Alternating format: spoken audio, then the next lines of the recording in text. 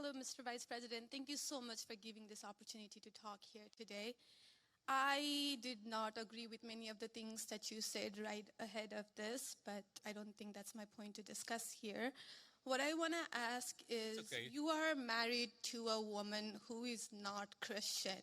In her Wikipedia, I just looked it up. I wanted to know what her faith was. I didn't know this before. But she still calls herself Hindu. You are raising three kids in cultural, racial, religious household.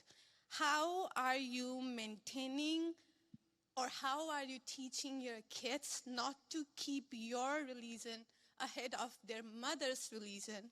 Or how are you teaching them that your kind, they're that kind who got here just few years or few decades ago is different or is better than your mom's kind who got here just a generation before? How are you balancing that? And when you talk about too many immigrants here, when did you guys decide that number? Why did you sell us a dream? You made us spend our youth, our wealth in this country and gave us a dream.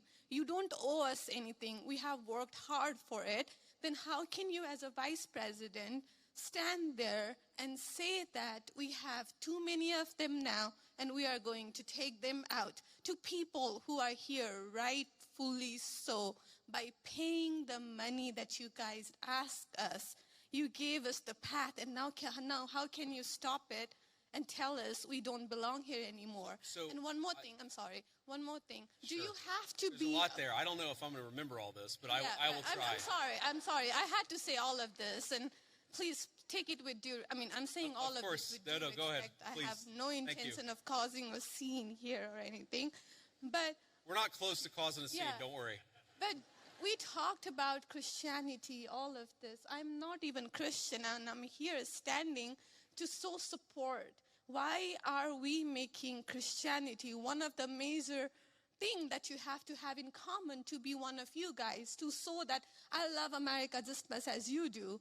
Why is that still a question? Why do I have to be a Christian? Okay. So there was a lot there, and I'm going to try to respond to as much of it as I can. So on the question of immigration, so first of all, I can believe that we should have lower immigration levels, but if the United States passed a law and made a promise to somebody, the United States, of course, has to honor that promise. Nobody's talking about that. I'm talking about people who came in violation of the laws of the United States of America, and I'm talking about in the future reducing the number of people. Sorry, what? May I continue on that? Because when you just said you are not stopping with the people who came here legally, right? But you are pushing out policies that hurt us.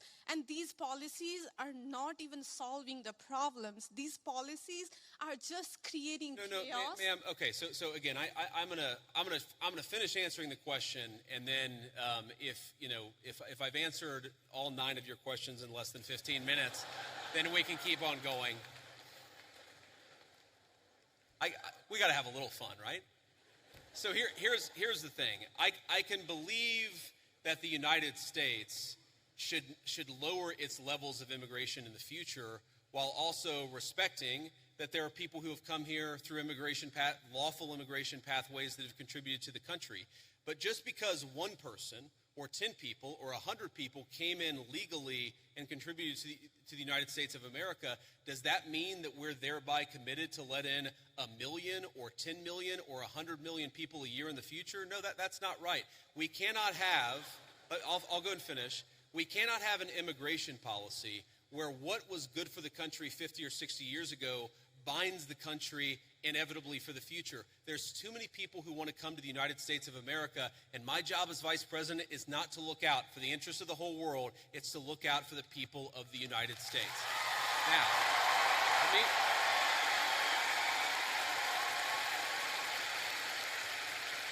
Now, you asked a personal question about our interfaith household. And yes, my wife did not grow up Christian. I think it's fair to say that she grew up in a Hindu family, but not a particularly religious family in either direction. In fact, when I met my wife, we were both, I would consider myself an agnostic or an atheist, and that's what I think she would have considered herself as well.